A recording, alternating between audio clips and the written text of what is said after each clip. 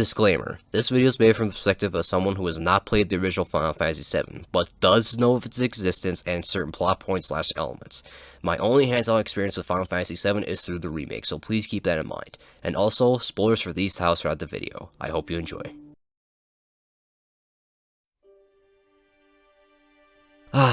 Final Fantasy VII. The classic JRPG that came out in 1997 for the PS1 became an instant classic to gamers and is still praised by some people as being the greatest game ever made.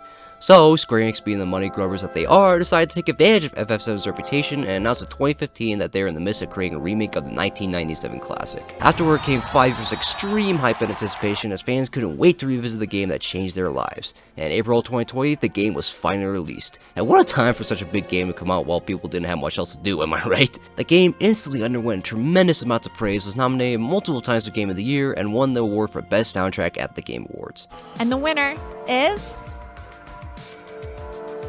Final Fantasy VII Remake.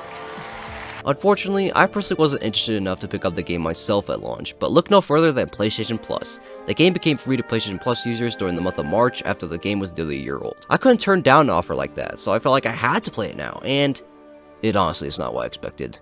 And not in a good way. I know I'm probably gonna get a lot of hate for this video, but here's why I think FF7 Remake isn't Game of the Year material.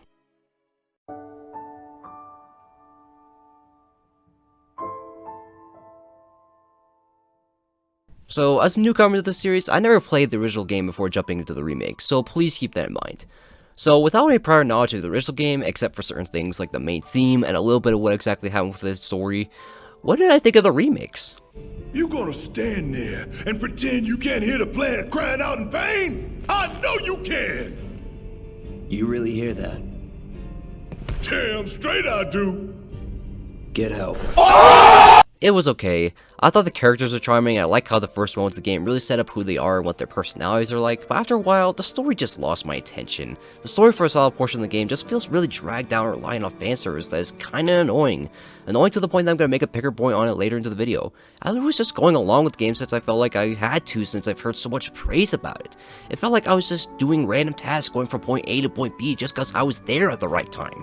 The only time where I actually started to care about these characters and the stories at the beginning of the game was when the plate fell, and that's a total 2/3 into the story. It seriously should not take that long to make me invested in the world and characters of a game. The only real character that managed to keep me somewhat attached was Aerith, which shouldn't really be surprising since she's such a fan favorite to the game. Aerith was the one character that got me to keep playing just because she was so strangely nice in this crazy and harsh world. I wanted to know what her life is like with her adopted mother, what struggles she went through as a child after losing her biological mother, the only family she had left. Other than that, none of the characters really stood out to me. Cloud was just a confident merc whose arc is kinda boring and predictable as time goes on. Tifa was sweet at first, but started getting on my nerves with this thing the game seems to do with her and Cloud, and was just the serious waifu of the game. I mean, there's seriously a scene where it seems like they really want you to look up her skirt. I shouldn't need to say more. And after the whole Italy incident, I can see why. The only reason that I say the play falling is what got my attention is that I finally saw how much all this mattered to these characters. Tifa lost the diner that she might have considered her home for who knows how long. Barrett's afraid and enraged that he might not see his daughter again and that it's his fault for not protecting her. I really do like to see these emotions that the characters are going through. It's just that it took too long for me to care too much about it. But it did get me interested in seeing what happens next.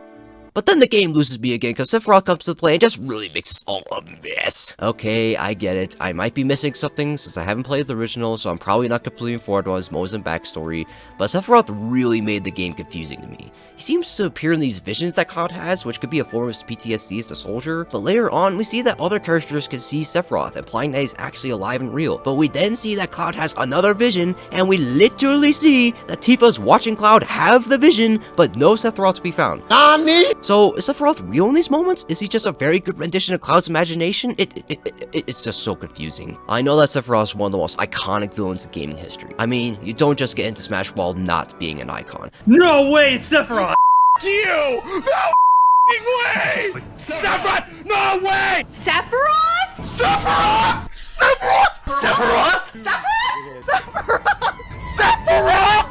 Oh, fucking Sephiroth! I know! You know, I know, I got it. I got the concept.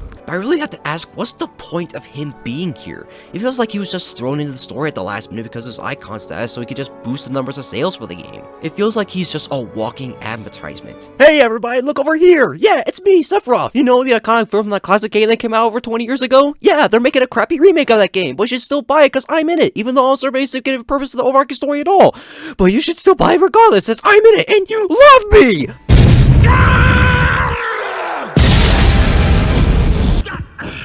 Okay, fine, I'm cool, I'm fine. So, the story of this game really didn't strike my fancy, but from what I've learned, this actually isn't the full story of the original. Other parts are going to be released in the future, which is another problem that I'm going to discuss later on. Overall, I didn't think the story was the worst thing in the world, but still didn't live up to what I thought it was going to be like as someone coming into Final Fantasy.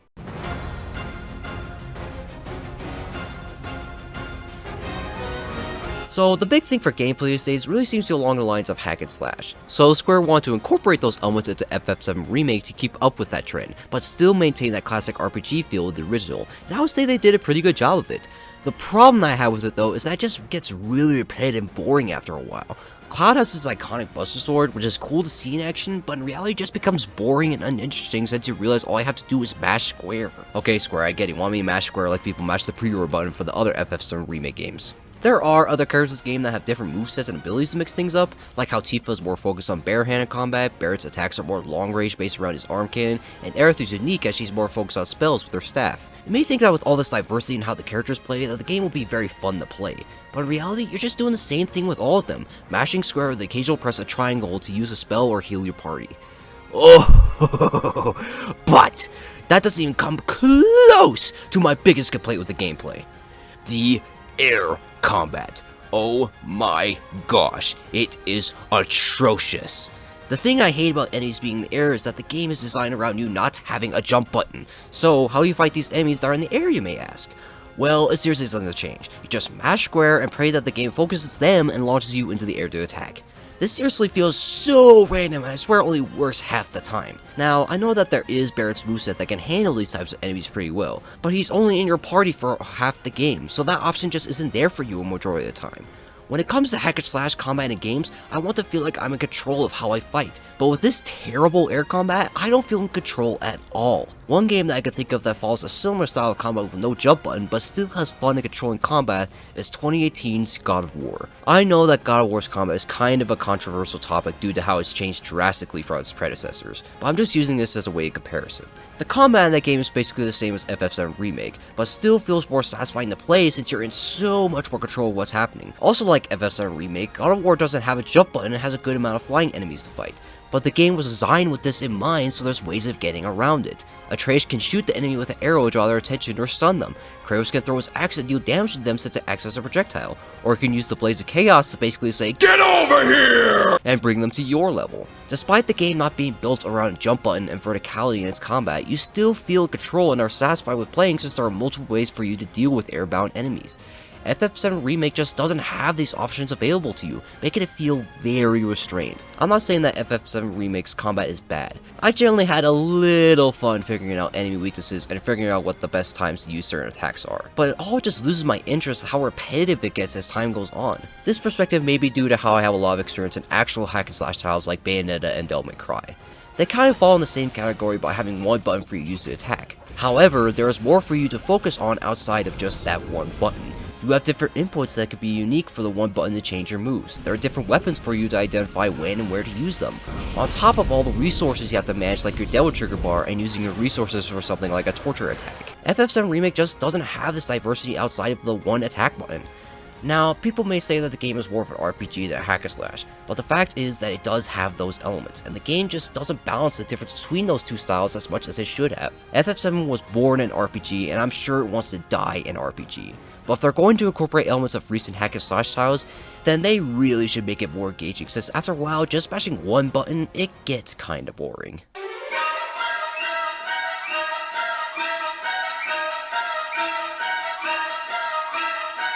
So, I've discussed my thoughts about FF7 Remake to other people, and they kind of hated the thought of me calling it a cash grab. One counterpoint that someone brought up to me was everything is a cash grab in a sense. Like, yes, that is kinda true.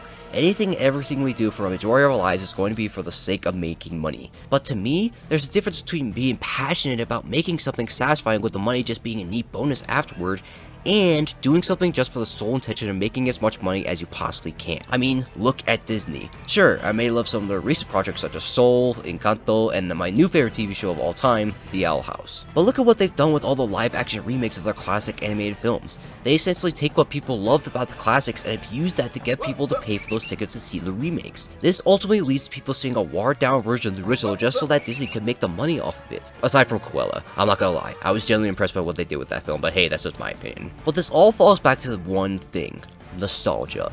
And this to me is exactly what's happening to the FF7 remake. While also discussing my thoughts with people, a majority of them brought up that the purpose of playing the remake is to get you interested in playing the original game. But let me ask something: if the whole point of the remake is to make you interested in playing the original game, then what's the point in the remake even existing?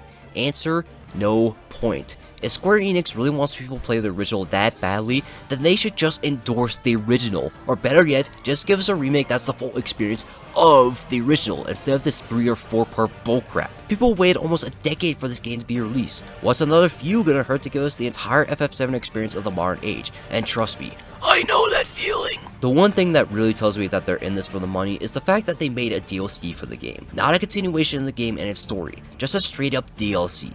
Yeah, I get it, this is a side story involving a fan favorite character of the original, but what I want to ask is that why wasn't this part of the game in the first place as a side story? It was just saved for one of the later installments of FF7 Remake. Another thing that I absolutely can't go over is just how much fan service there is to this game, and not the good kind. If you're about to ask me to dance, then don't.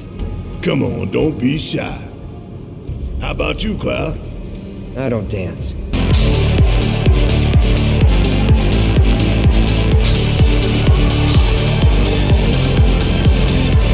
Like, the first time I heard Barrett sing the victory theme, I chuckled because I thought, okay, that was a nice callback to the original. But then here's what happens: he doesn't stop for the entire rest of the game. It honestly irritated me for such a long time. I started to wonder why he kept doing it, and then the context finally came at the end of the game. If this context was brought up earlier in the game, I probably wouldn't have been as annoyed, but it didn't. So I was just stuck having to listen to this theme without any context as to why he's doing it other than for the sake of fan service. It really just feels like Square Enix expected players to have prior knowledge of the original story, since there's so much that's introduced in this game that to a newcomer like me, just doesn't make sense. Like, who's this biker guy? He just shows up as a boss fight for 2 chapters and then we never see him again. Who was he? Why was he so eager to fight Cloud? What was the point of him actually being in the game? Don't know, and the game never really brings up a reason as to why for a newcomer like me who's asking these questions. As a player who has little knowledge of the original, I really just see the remake as being a fan service game. And yes, I know that there are other great fan service games out there. DMC5 is a fan service game that I hold very dear to my heart since it handles it so perfectly. So much so that I'm going to go more in depth with it for another video. But the big takeaway from that is DMC5 doesn't completely rely on fan service to be a good game. FF7 Remake does rely on fan service to be a good game. It builds off that nostalgia that players had for playing the original all those years ago, and to me, that really makes the game suffer in its overall quality.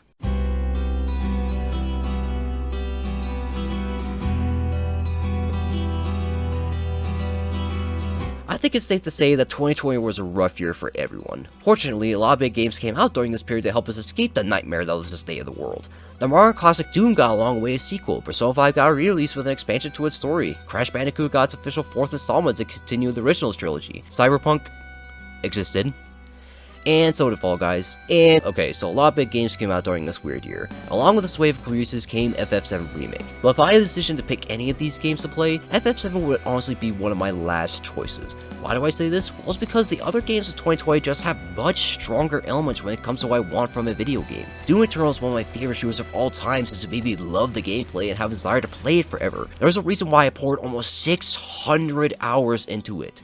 Without it, I would have never built my own gaming PC just so I can get what other people say is the stronger experience. Persona 5 Royal is one of my favorite games of all time, period, because it has really interesting and investing characters, great RPG gameplay, and a story that I swear changed my outlook on life. But FF7 Remake? No, it just doesn't really have much of these elements. Not too many characters get to invest in, pretty forgettable story, and gameplay that was just boring and tedious to go through after a while. When you just compare how awesome the other games of 2020 were, you really just see how underwhelming FF7 Remake truly is. To me, for a game to be qualified as a contender for Game of the Year, it really has to feel special, which could be done in many ways, such as changing your outlook on different games, having a greater appreciation for what games are, or just making you feel something long after you turned it off. And FF7 Remake to me just didn't do that. I know that people are more than excited for this game to continue in its next entries, and I'm happy for them.